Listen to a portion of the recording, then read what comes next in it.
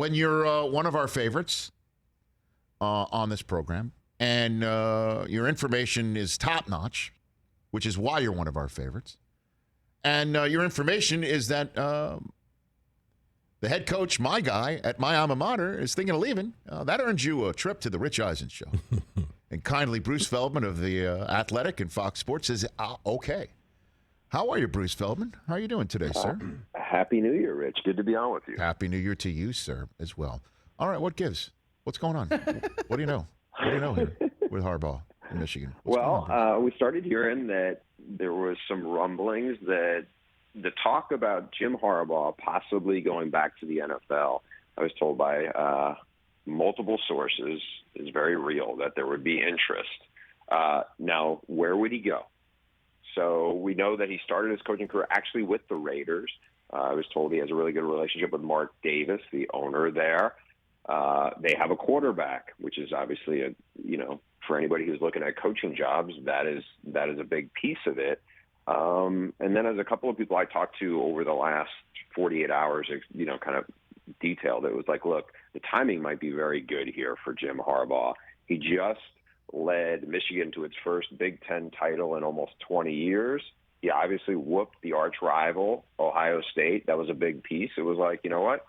He hasn't won a national title, but he has accomplished a lot in the past year. And if he really wants to go back to the NFL, this might be an ideal situation. In addition, there's another franchise that he knows very well, that he has some, from what I'm told, some really positive feelings towards people there, and that's in Chicago with the Bears.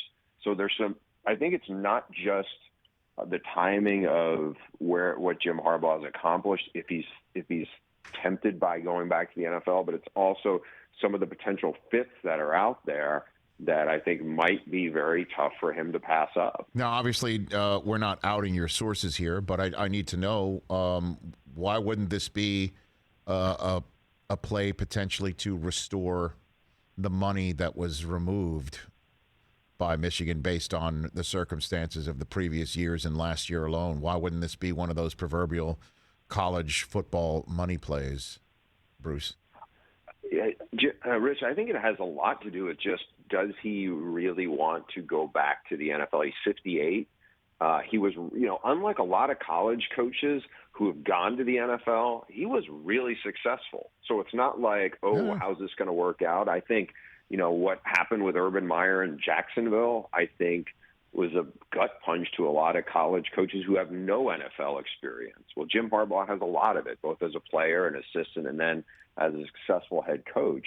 So I think the timing on that, look, the money he earned in the incentive bonuses because they he gave back. Made the playoff. Yeah, he ended up giving it back to staffers at Michigan who got squeezed or laid off in the wake of the pandemic. So I don't think, this is really a money situation as much as it is the timing ideal, and is that something where I want to be at? I mean, you talk to anybody who has coached in college and in the NFL, and they will talk about what a grind being a college coach is, because at least in the NFL, your off season, you have an off season.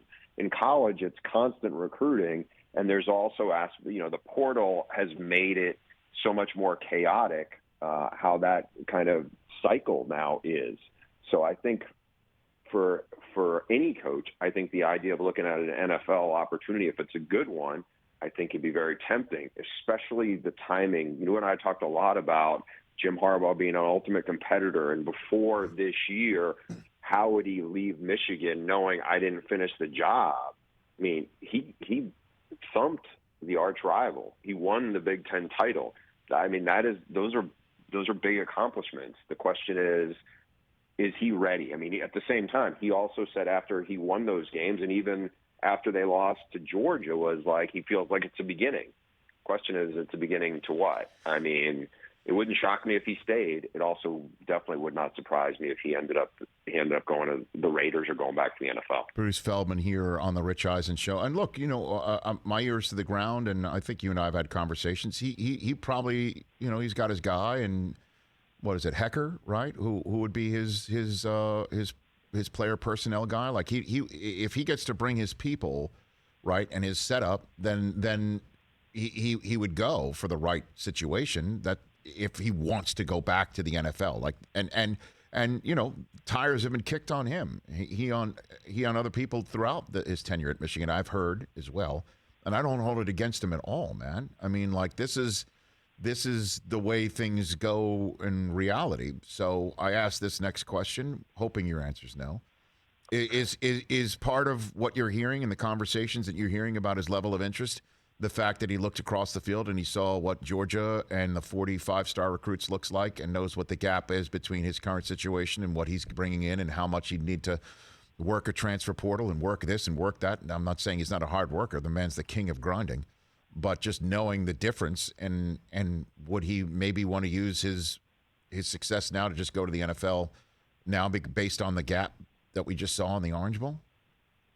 I don't have the a real answer to that, to be honest. The one thing I would say to that though is Ohio State has a ton of 4- and 5-star players, and they beat them. Now, most of them seem like they were on offense. Well, I have to interrupt you, Bruce. You used the word thumped before. I prefer that more than beat. Can you continue to use emphatic language like that when you refer to that win, please? Whatever it is. Yeah. But the reality is, like, Ohio State recruits more like Alabama and Georgia than Michigan and the rest of the top 25 have, and they won that game. Now, look, it's there's a lot of circumstances that go into it. I find it hard to believe that Jim Harbaugh would look at it and go, I see we beat Ohio State, but we're a ways away from beating Georgia. I don't think that would factor into his decision, to be honest. I really think it was like the timing to be a college coach, to be anywhere as a coach right now for more than 6 years. And remember, Jim Harbaugh had never been anywhere for very long as a coach, so I'm not saying he's leaving tomorrow. We don't know how things are going to play out with the Raiders. I mean, the Raiders could make a playoff, and who knows, maybe Bisaccia will lead them on a run to the Super Bowl. But the way some of this stuff is shaping up, some of the conversations I've had with people who know him, who are around him, who also are plugged in to his situation as well as the NFL situation with the Raiders and a few other places. I think it's really it's one to keep an eye on over the next couple of weeks. Bruce Feldman here on the Rich Eisen Show, Fox Sports and The Athletic. The transfer portal now in the world of the NIL, now that we've got a full year of NIL, of playing season NIL, under our belts, is anything different? Because we had Lane Kiffin on, and he was lamenting the lack of institutional guardrails in the NCAA about players and where they're going. And we just saw Prime take the top recruit in all the land and bring him to an HBCU in Jackson, Mississippi, and take him away from Tallahassee as well, even though he told me on the show I didn't take him. He didn't belong to them. And I don't know. That was just a great conversation with Dion. I'm just what the general sense of things, with Caleb Williams going in and then maybe losing his gig in Oklahoma while he went into the portal. I mean, what is going on, your general sense of everything in college football right now? It's a lot of volatility in terms of, I think there's a couple of things to separate. They're connected, but the NIL stuff, I think when Caleb Williams jumped in the portal, I think a lot of people immediately assumed this is going to go to the highest bidder. Now, I know of some situations that are not related to Caleb Williams where there's a couple of big-time transfers who it sounds like that is exactly what's happening. From what I've heard from both coaches and people around Caleb Williams was that this is more who do I think can give me the best chance to be developed so I can hit the ground running when I get to the NFL in 2 years and be the most prepared. And I don't know how confident he and the people, he listens to were with the new system there that Jeff Levy was coming in, the new offensive coordinator at Oklahoma. Now, is that going to be back with Lincoln Riley at USC? Obviously, Lincoln Riley's developed 3 starting NFL quarterbacks now between Baker, Jalen Hurts, and Kyler Murray. I mean, that would seem like the most likely fit. I know there's other people who are gonna take a big swing to try to get him and make their case. But I think when it comes back to the part that's really interesting as we're talking about the portal, think about it this way. So the guy who ended up jumping to OU Dylan Gabriel was a wildly successful quarterback at UCF. He had gotten in the portal. He committed to UCLA. He was supposed to start classes at UCLA on Monday. At some point Monday afternoon, when Caleb Williams announces he's going in the portal, then all of a sudden, hey, Oklahoma might need a quarterback. By the way, the system that Oklahoma now runs, that's one that Dylan Gabriel played in at UCF. Dylan Gabriel did not show up in his classes at UCLA. Instead, he 180'd it, and now he's expected to be the quarterback at OU. And so in this process now, you have a lot of guys who have basically gone through the recruiting process, but now they've gone through and they've gone evaluated in real college football. So you have a lot of players who are weighing their options almost constantly. And I think so it's kind of set, depth charts into chaos because of it. And I think there's just a lot of moving parts to this. Like I said, because of the NIL aspect of it, because of so much uncertainty. And I think for a lot of coaches now, they're going to probably recruit as heavily off the portal, if not more, to kind of restock their depth charts, because I think they don't know as much about the unproven commodities of college recruits as they're coming out of high school. And that's the part that I think is way different. You're going to see a lot less high school players, I think, probably get offered because people are going to have to save room for all the movement that's going on with the free agency from the actual college players in the portal. Yeah, didn't Dion say 20% of his process is high school recruits? I think that's what he said. He said he had 40. And I think that's not that uncommon. Texas State hired.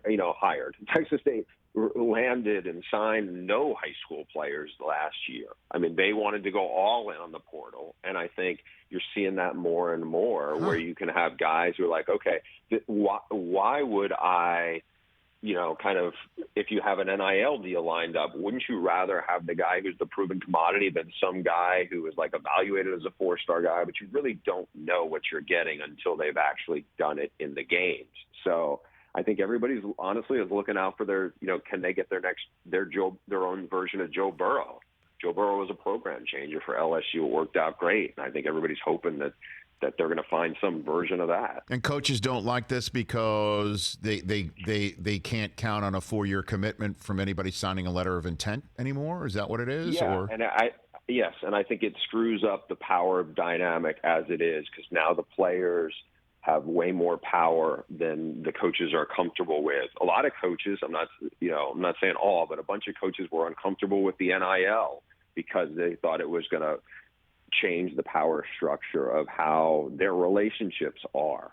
So outside of somebody like Nick Saban, who wins every year and whose facilities are off the charts and whose track record of turning kids out for the NFL professionally is without question, what's the type of coach that succeeds in this world?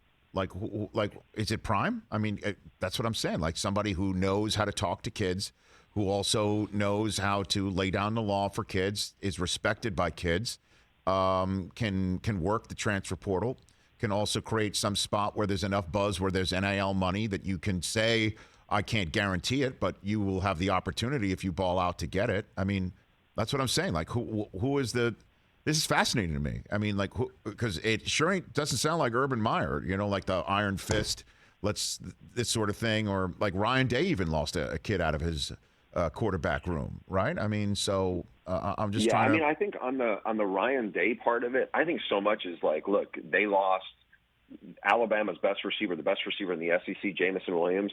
He wasn't really getting on the field at Ohio State because they were so loaded in that receiver room. So right. I think, there are some circumstances that are that way. I think what is going to play best is the guys who have the track record, not only with transfers, but developing players for the NFL. That's ultimately what they wanted. I mean, look, for a window, LSU had that, where they were able to go into the portal, whether it was Joe Burrow or the best kicker that they ever had, or they're getting players because they see it worked. Well, then all of a sudden, after a while, it gets stale, and it's like, I think people are looking for, where is the best fit for me? And if a coach can sell somebody on, hey, this worked out great for that guy, I think then it starts. Because right now, I think everything is so tailored to what is the depth chart, what is the plan you have for me, right? And so, I would expect Lincoln Riley, because his roster